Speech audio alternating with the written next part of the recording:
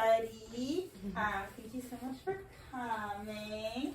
Thank you, Alex and Rocky, for setting this up, and Chris, who's here for hosting, and everybody else who helped set it up or host, but who I forgot to say.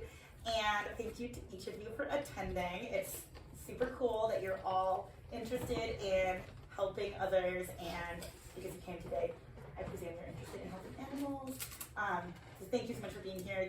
As you know, animals really, really need your help, and it's really awesome that you are spending time thinking about them. So, this is probably common knowledge to everyone here, but animals feel pain, joy, and fear just like the rest of us. And yet every year the US kills 9 billion chickens, and most of them, or many of them, lead harsh, painful lives on factory farms. So improving the conditions on factory farms would go a long way towards helping animals and improving the overall utility.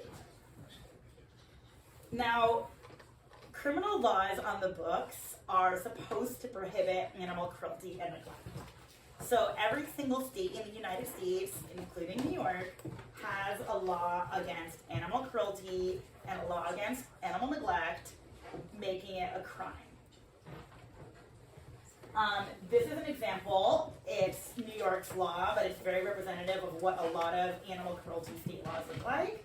So as you can see, it's very broad and really well written. It says a person who overdrives, overloads, tortures, or cruelly beats, or unjustifiably injures, maims, mutilates, or kills any animal, or deprives any animal of necessary sustenance, food, or drink, etc., etc., etc., is guilty of a crime.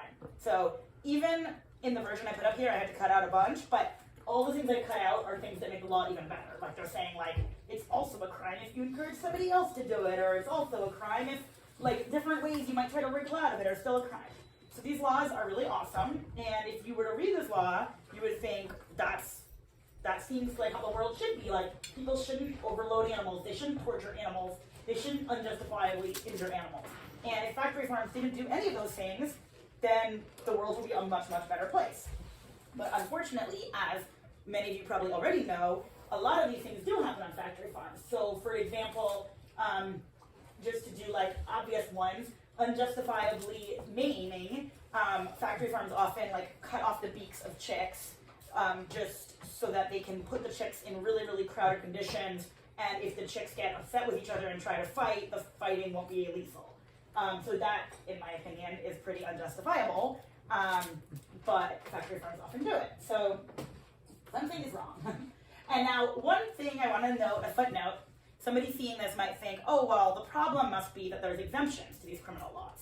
And so I wanted to address that. That is true. Most US states have some kind of exemption in their criminal law to limit how much agricultural companies can be in trouble for cruelty to animals. But that said, those exemptions, in my opinion, are not the main problem. The main problem is just lack of enforcement and people not following the law. So, for example, New York doesn't have any exemption for animal agriculture. So all these things we just saw, you're not allowed to do this to an animal in New York, even if you're trying to make food or make money from an animal. And yet, as you may know, horrible things happen to animals on factory farms in New York. For example, New York is the one state in the country where foie gras is produced, where ducks are force-fed so much that they develop a disease, and then that disease is considered a delicacy and sold. So clearly there's some disconnect where we have a state with no cruelty exemption and yet really, really extreme cruelty happening on factory farms. And then even states that do have cruelty exemptions, they're not absolute. So they'll say something like, commonly accepted agricultural practices are exempt. But a lot of things happening on today's factory farms are not commonly accepted, in that if you survey the public says this is horrific and it needs to change. Or the exemption might say customary agricultural practices are exempt. And sadly, a lot of the horrible things happening on today's factory farms, like making chickens live their whole lives in tiny little battery cages, are not custom. They're new things that the industry began doing recently, and yet still people are doing it and getting away with it. So we believe that this problem boils down to the fact that police and prosecutors hardly ever enforce the laws on factory farms. Or hardly ever enforce specifically the cruelty laws. Although what I just said, maybe I did a Freudian slip, there are also a lot of other laws that go unenforced on factory farms, but we are focused on the cruelty law being unenforced. So if people never enforce a law, then it's human nature that people will break the law because people want to make as much money as they can, and usually there will be some business people that will only be constrained by getting in trouble and aren't constrained by theoretically breaking the law. So those business people are just going to do it, and then they will outcompete the ones that are constrained by following the law. So I think this is a problem, and that we need some way of holding companies accountable for breaking the cruelty law. And a lot of animal groups like PETA, Animal Legal Defense Fund, and Animal Outlook, and probably others, do try to address this problem by doing their own undercover investigations to get evidence of cruelty, and then contacting the police and saying, look what happened, this is cruel, look at your statute, this is violating the statute. Will you please do an investigation or make an arrest? And it's really, really hard to get police to do that. Sometimes they'll just say, we're too busy with murders and we just don't have time. Sometimes they won't write back or respond at all. Sometimes they'll say, we don't agree with you, we don't think it's illegal, even if it looks pretty obviously illegal based on the statute. Sometimes they'll just say, we're using our discretion to not enforce the law this way. So then animal groups like PETA, Animal Legal Defense Fund, and Animal Outlook will often contact prosecutors and say, okay, we know that normally you get evidence from the police, and so here's our evidence of cruelty, here's like a memo about why it's illegal, we'll use the police prosecute. And again, occasionally prosecutors do prosecute, and occasionally police do make arrests, but it's very, very, very rare, and prosecutors will have the same responses, like not responding at all, saying we're just using our discretion to not deal with this, saying like we're overloaded with like violent crime right now, we just don't have time, or saying like kind of twisting law to try to bend over backwards to say they don't agree with the interpretation of law. And even when police and prosecutors do make an arrest or a prosecution, it's usually just against individual workers. So anyways, we believe that creative civil litigation offers a solution. So I'm going to back up and say something a little bit about the law first. The reason that we were talking about police and prosecutors is because the criminal cruelty laws are penal laws. And a penal law is a law that generally says it is a crime to do this thing. If you do this thing, you will be punished by the government. And those are laws that are most often enforced by police and prosecutors. And then the punishment is often go to prison, or you have to pay money to the government, a fine, or you go on probation. So that's why the most obvious thing people would think is that these laws would be enforced by police and prosecutors. There are other kinds of laws, like civil laws, where you can sue somebody for wronging you in some way. So if somebody,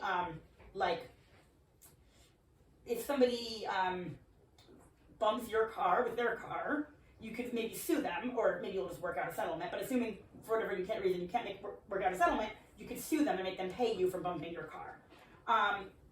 And if these were civil laws, that if the cruelty laws are civil laws, it might be a little simpler or more obvious like how they could be enforced for animals by regular people like you all and me. But because they're criminal laws, the most natural assumption most people would have is that police or prosecutors would enforce them. That said, there are these weird pathways where sometimes a criminal law can still be enforced civilly. So a really good analogy I like to use to explain criminal and civil law, although it might only work for people over a certain age, is like the O.J. Simpson trial. So O.J. Simpson was accused of murder, which is a crime, and it means basically killing somebody. And he was acquitted by the jury, so the jury didn't think that there was beyond a reasonable doubt, or for whatever reason they didn't want to convict him of murder. But then the victim's family was still able to sue him for this tort called wrongful death, which is very similar to murder. It also means killing somebody. There's slightly different meanings, but the biggest, most important meaning was just that one is a civil statute that you can sue, or a civil wrong that you can sue somebody for, and one was a criminal thing that usually would be prosecuted. And so he was able to be found liable for wrongful death, even though he was acquitted for murder. So that's like a good example. We think civil litigation is really powerful for situations where the police and prosecutors either can't be trusted or don't have enough resources or are too busy to take the actions that would be ideal for animals. And so at Legal Impact for Chickens, our whole focus is using creative civil litigation to sue companies that abuse animals in factory farms and sue executives of companies that abuse animals. And the reason I'm saying creative is because we're using these laws in a way that's not how they're normally used sometimes, so it's a little like outside of the box thinking is sometimes needed. So there are several little known doctrines that let a plaintiff sue in civil court for violation of a criminal law. Shout out to my husband Robert for making this beautiful AI image of a chicken in court. So, like I was explaining, if somebody hit your car with their car, you can sue them. Let's say the reason that they hit your car, if you sue them, it's going to be hard because you have to prove they were negligent, which basically means that they acted unreasonably. And if they get to argue that they were being reasonable and you get to argue they were unreasonable, it's hard.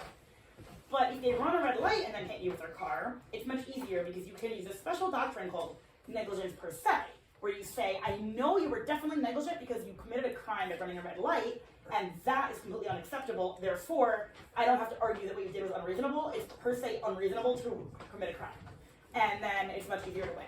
So that would be an example of like this weird civil law where somehow the criminal law becomes relevant. And so we're interested in things like that where if we can show somebody committed criminal animal cruelty, we can sue them, even if police and prosecutors aren't doing anything. So, yeah, that's what we do at Legal Impact for Chickens. The first case we brought was a Costco shareholder derivative case. So most people know Costco as a store, and it is, but as of a few years ago, it's also a chicken meat company. It's vertically integrated. So Costco breeds, raises, and slaughters its own chickens. And a couple of years ago, Mercy for Animals did an undercover investigation that showed that the way that Costco was treating its chickens was really horrible. Costco was breeding them to grow so big so fast that a lot of them couldn't stand up under their own weight. And then when birds can't stand up, they have no way of getting food or water. So those birds would just slowly die of something such as dehydration. So we believe that that was illegal because this was happening in Nebraska and Iowa, and both of those have laws against animal cruelty and neglect. And the laws against neglect require that animals be given access to food and water. And so we said, you are not giving your animals food and water. You're not actually enabling them to reach it. So that's neglect. There are exemptions. For instance, Nebraska has an exemption for commonly accepted practices, but we argued that what Costco's doing was not commonly accepted, and the evidence we used was all this social media evidence of members of the public seeing the undercover investigation and being horrified and saying things like, oh, I'm not going to buy Costco rotisserie chicken anymore, this is outrageous, and things like that. So we said, that's pretty good evidence that this is not accepted. So we brought a shareholder derivative suit, which is where any shareholder of a company is allowed to sue the executives of the company and say that they harmed the company. Normally, the people who would sue someone for harming the company would be the board of the company. But if the board itself is accused of doing something wrong, then a shareholder can step in and bring a lawsuit. So to give an illustration, imagine that I were to shoplift from Costco. Costco's board could sue me, and Costco could sue me, and it would be the board's decision. And if the board decides, no, it's not worth money for a lawsuit just to get back the $5 Alene stole, then the board doesn't have to sue me, it's up to them. But let's say that all Costco's board members get together and all together shoplift from Costco. Now, they shouldn't be allowed to decide whether Costco should sue them because they have a vested interest. And so in that situation, any of Costco's shareholders can step into Costco's shoes and say, I want Costco to sue the board. So that's what happened in this lawsuit. We heard from 2 Costco shareholders who were really concerned about how Costco is treating chickens, and they bought shares in Costco not even knowing Costco was going to be a chicken meat company, let alone a cruel one. And they said, we want to sue Costco's executives. We were able to sue under this doctrine called the doctrine of the duty to act lawfully, which says that executives owe a duty to their corporation to protect their corporation legally by not making the corporation break the law. So, yes. That's a very good question. I do not know the answer. I wouldn't recommend it because we haven't found like a clear answer where a court has said whether you can do that or not. and we wouldn't want to be the first ones.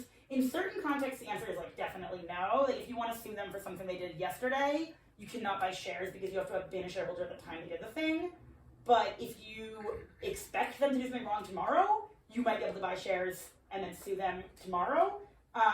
But we are just staying away from that because there's already enough reasons that a court could rule against us, and we don't want to like give them another reason or look suspicious. Yeah, so basically, executives of a corporation owe duties to their corporation, like to protect their corporation, not waste its money, things like that. And a lesser known duty is to protect the corporation by not making it break the law. So what we said is when you were making Costco neglect chickens, you're hurting Costco. So we got a lot of press on the suit, and we were in the Washington Post, for example. And we had a hearing in real life, and not in real life, over Zoom. But unfortunately, the defendants made a motion to dismiss the case where they argued that what Costco was doing to chickens was not illegal cruelty, and the judge agreed with them and thought that this was not cruel or not neglect. The judge's reason was that he said the neglect law only requires that animals have access to food and water. It doesn't require that they can walk to the food or water, which I don't agree with that, but that's how it was. So, okay. We're going to keep fighting though. Like, we know what we're doing is an uphill battle, and we're just going to keep going, and eventually we hope to win. So, the next lawsuit we brought is against another chicken meat company called Case Farms that supplies KFC. Case Farms is based in North Carolina, and Animal Outlook did an undercover investigation where it saw that Case Farms was using faulty machinery and crushing chicks to death. So some of you may know about chicks being killed in the egg industry. That's not what we're talking about. This is the chicken meat industry, where nobody would have a reason really to kill a chick other than they're just being lazy. So maybe there would be instances where workers are driving a vehicle and there's a chick in the way, and then they would just run the chick over because they don't want to wait for the chick to get out of the way. Even though every time they killed a chick, they were like lessening the amount of food that Case Farms could produce. They just, I think, felt it was worth it because each chick was worth so little financially, and they just wanted to cut corners and save time. So North Carolina is actually a really cool state. It's one of the only states that has a special law that just says you can sue somebody to enjoin animal cruelty, and anyone is allowed to sue. So we brought a case under North Carolina's Chapter 19A, which is a statute that says that, saying we believe this is unlawful animal cruelty. North Carolina does have an exemption for things done for the purpose of creating food, but our argument was like, we're just complaining about the chicks who were killed wastefully and therefore never end up getting used for food. And so what's my next slide? Oh yeah. Okay, so we were able to send out discovery in this lawsuit, which is a process where you can demand information from the other side. So we asked the other side a whole bunch of questions, and one of the things they admitted in response was that Case Farms does not maintain any records of occurrences when chicks are injured, harmed, maimed, or died. So this shows that they're really not treating animal welfare like a priority. Unfortunately, however, this case was also recently dismissed we had a hearing in North Carolina, but the judge ruled that the exemption I just told you about is like an absolute exemption, and that it means no one who, basically like Case Farms could never be convicted of animal cruelty no matter what it does. So we don't agree with that either, and we are considering next steps. There's options available to us for what you can do when you don't agree with a judge's ruling, so we'll see what happens.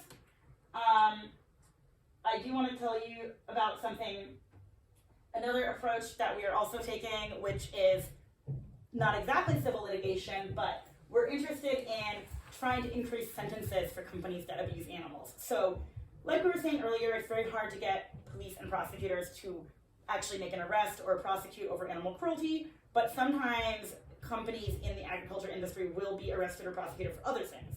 So there's a slaughterhouse called Rhode Island Beef and Veal that was convicted, or is going to be convicted. They're agreed to plead guilty to defrauding the public by pretending to have USDA inspection when they actually don't. So the United States Department of Agriculture, USDA, usually inspects slaughterhouses, and that is for multiple purposes. One is to make sure that the food is safe for people to eat, and one is for animal welfare. this slaughterhouse got in trouble with the USDA, and the USDA said, like, we're going to stop inspecting you, and so it just kept operating and lying and pretending it was being inspected, because people don't want to eat meat that's not USDA inspected. And it was caught, and it was in a lot of trouble. So we thought this was a good opportunity to speak up for animals, because Rhode Island beef and veal also has a history of animal cruelty. And at sentencing, the judge is allowed to consider any factors the judge wants to figure out how harsh the sentence should be. So it's a corporation, it can't go to prison, but the judge can impose probation, and it can be either from like 0 months up to 10 years of probation, and the judge can put any conditions the judge wants. So the judge could say, like, you need to have a clean animal welfare record as a condition of probation. So we filed an amicus brief, or you have to get permission to file an amicus brief. So we moved for permission to file an amicus brief saying we want to be able to weigh in, and the judge actually granted us permission, which is exciting because we didn't know if they would grant it. And we're now asking the judge to give the harshest penalty possible, and saying this is not just a food safety issue, but also an animal welfare issue, because when the slaughterhouse isn't being inspected, there's no USDA people there to make sure that it's complying with animal welfare standards, which it probably isn't because it has a bad history. So I just wanted to tell you more about Legal Impact for Chickens generally. It's a nonprofit that I founded in 2021. It was inspired by my birds. I had 2 birds. This is Conrad, and I eventually had another one named Zeke. I had Conrad for 22 years, and he was a cockatiel. Him and Zeke both died in 2021, which is made me very devastated and made me want to start a charity to fight for birds. So that's why I started Legal Impact for Chickens. Right now there's 3 lawyers, me and 2 others, and we're just going to keep suing people. Thank you. I'm so